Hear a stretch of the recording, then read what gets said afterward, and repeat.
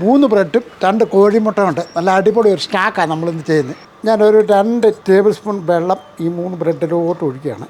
ഇതേപോലെ ഞെക്കി ഇങ്ങോട്ട് എടുക്കുക. ബൗളിനകത്തോട്ട് മാറ്റുകയാണ്. പുഴുങ്ങി വെച്ചിരിക്കുന്ന 2 കോഴിമുട്ട കൂടെ എടുക്കുകയാണ്. ഇതേപോലെ ഒന്ന് അരിഞ്ഞങ്ങോട്ട് എടുക്കുക. ഒരു ചെറിയ കഷ്ണം ഇഞ്ചി, ഒരു പച്ചമുളക്, ഒരു ചെറിയ സബോള, ഇതെല്ലാം കൂടെ ഈ ബൗളിനകത്തോട്ട് ഇട്ട് കൊടുക്കുക. കുറച്ച് ചതച്ച് വെച്ചിരിക്കുന്ന മുളക്, കുരുമുളക് പൊടി ഇട്ടിട്ടുണ്ട്. ഇനി നമ്മുടെ സ്വന്തം മസാലപ്പൊടി 1/2 ടീസ്പൂൺ ഇട്ട് കൊടുക്കുകയാണ്.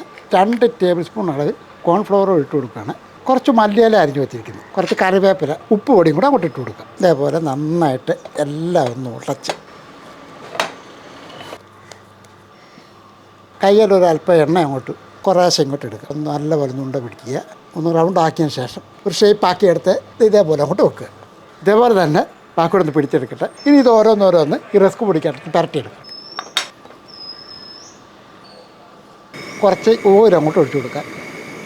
നമ്മൾ പുരട്ടി വെച്ചിരിക്കുന്ന ഓരോന്നോരോന്ന് പറക്കി അങ്ങോട്ട് ഇടാം. നമുക്ക് തിരിച്ചു മറിച്ചൊക്കെ ഒന്ന് ഇട്ട് കൊടുക്കണം. 2 സൈഡും ഒന്ന് ഫ്രൈ ആയതിനു ശേഷം നമുക്കൊന്ന് കോരിക്കിട്ടെടുക്കാം.